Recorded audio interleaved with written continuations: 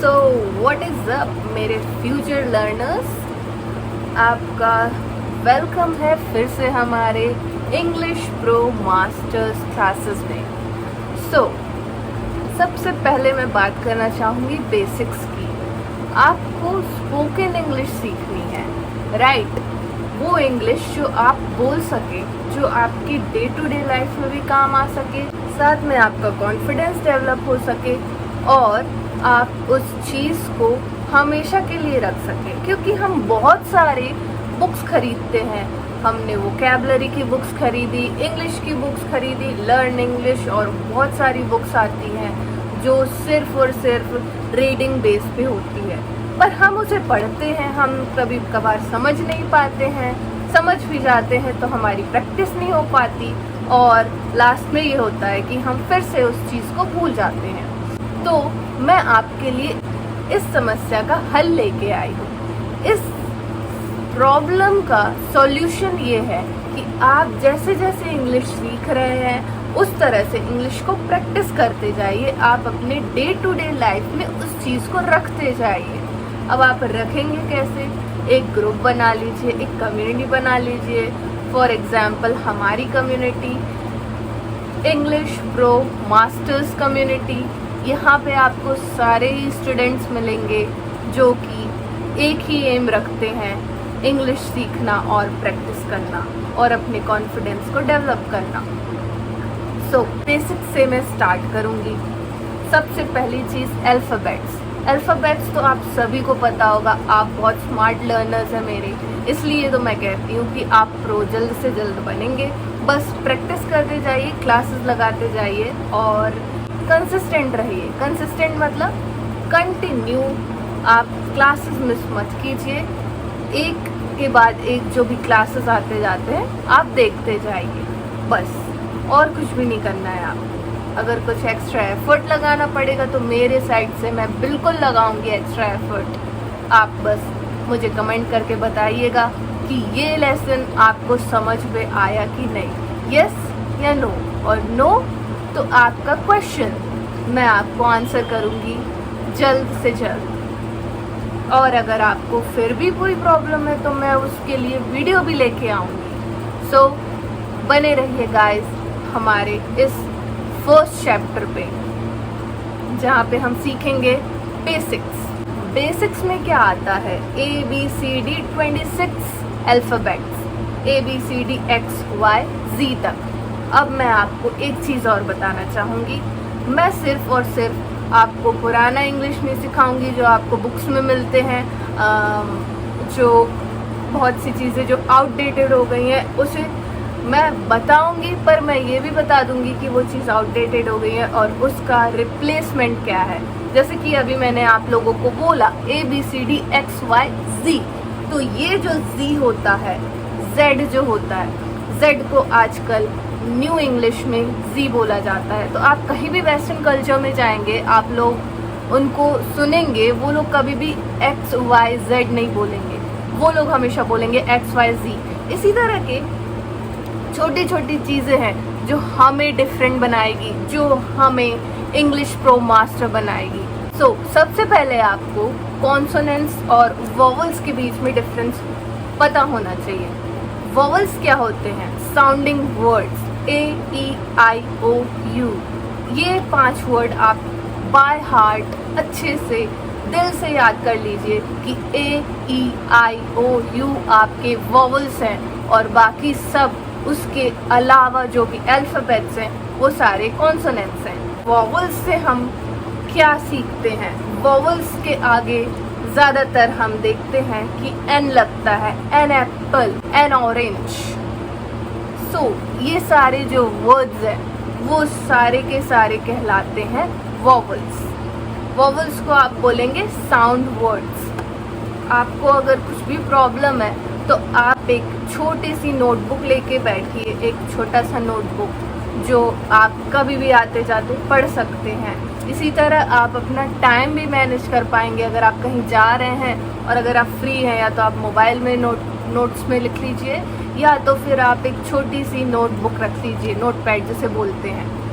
तो ये मेरे साइड से एक छोटा सा टिप है, साथ ही साथ मैं कुछ ट्रिक्स और टिप्स भी देते जाऊंगी। मैंने आपको पहले ही कहा था, ये हमारी कोई क्लासिक लर्निंग इंग्लिश या क्लासिक लर्निंग क्लासेस नहीं है।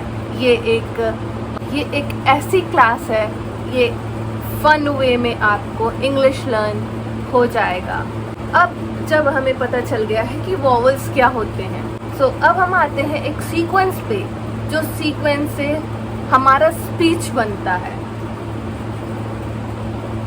सो ये जो लेटर्स होते हैं, ये लेटर्स मिलके बनाते हैं वर्ड्स, फिर वर्ड्स मिलके बनाते हैं सेंटेंसेस, और सेंटेंसेस से बनता है स्पीच।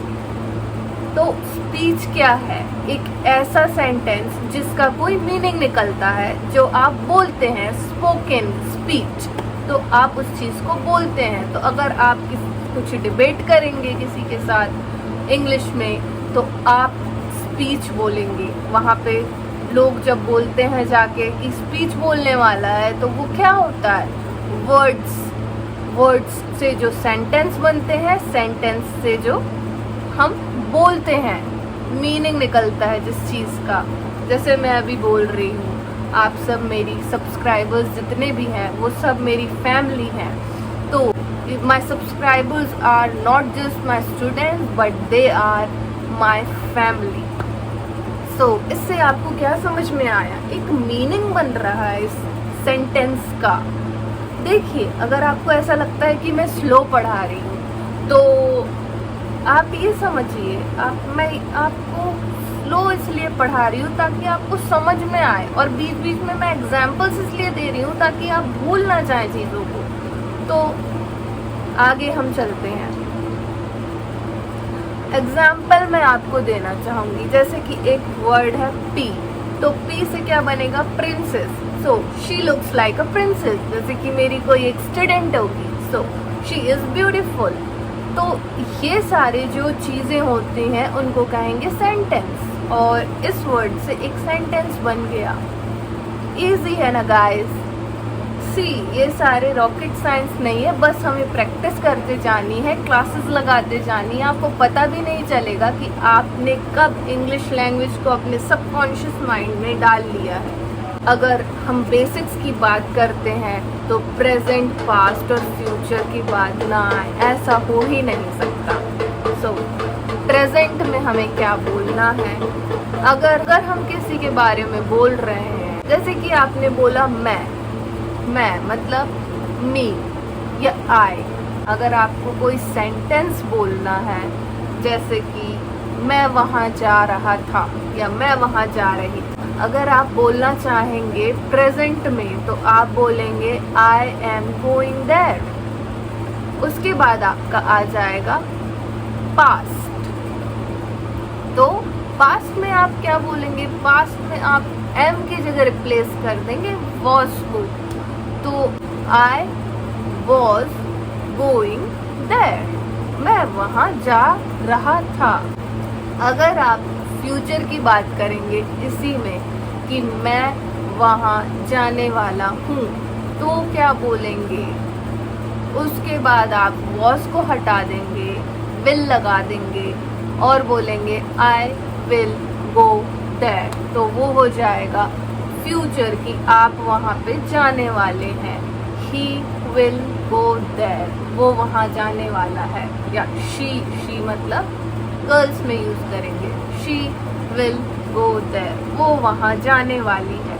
तो इस तरह से बेसिक चीज़ें, बहुत ही एक छोटा सा वर्ड जो होता है उसे हम रिप्लेस करते हैं, उसे हम बदलते हैं और वो उसका टेंस चेंज कर देता है। तो गाइस, इजी लग रहा है ना आपको? बने रहिए, बहुत ही इजी फन वे में हम सीख जाएंगे इंग्लिश बोलना। मेरा एक ही एम है कि हमारा जो भी स्टूडेंट है उसे 100% फ्री में स्पोकन इंग्लिश सीख पाए। हमने समझ लिया कि मैं मीन्स आई वाला वर्ड कैसे यूज़ करना है। अगर आपको बोलना है तुम, तो आप बोलोगे यू। अगर आपको बोलना है वे सब, वो सब लोग, तो आप बोलोगे दे आर गुड पीपल, वो अच्छे लोग हैं। सो गाइज आई होप आपको समझ में आ रहा होगा मैं क्या बताना चाह रही हूँ। सिर्फ आपको चीज़ों का जो है छोटा छोटा जो डिफरेंस है वो आपको अपने माइंड पे लाना है, माइंड पे रखना है, और आप देखेंगे कि आप कितनी जल्दी इन चीज़ों को ग्रैब करते हैं, कितनी जल्दी इन चीज़ों को यूज़ करने लगते हैं। अब अगर आपको बोलना है हम सब, वी ऑल या हम, तो अब आप बोलेंगे वी विल गो देयर, हम वहाँ जाएंगे। इस तरह से बनता है बेसिक इंग्लिश जो आप यूज़ करते हैं डेली की लाइफ में। आप डेली रूटीन में जो इंग्लिश यूज़ करते हैं वो लगभग इन सारे वर्ड्स और इन सारे टेंसेस के नॉलेज से बन जाता है। आई होप गाइज आप लोगों को ये सेशन समझ में आया होगा।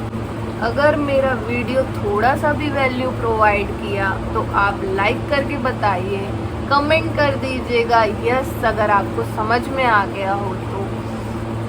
और अगर आपके पास कोई भी क्वेरी हो, कोई भी क्वेश्चन हो, तो आप मुझे कमेंट करके बताइए, मैं उसका आंसर दूंगी। If you want to speak, अगर आप सीखना चाहते हैं English the way I speak, English जिस तरह से मैं बोलती हूँ, तो आप इस चैनल को सब्सक्राइब कीजिए, हमारे इस कम्युनिटी से जुड़िए जो कि है इंग्लिश प्रो मास्टर्स, और बन जाइए आप English pro master.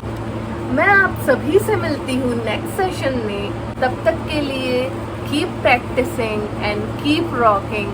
Bye bye and take care.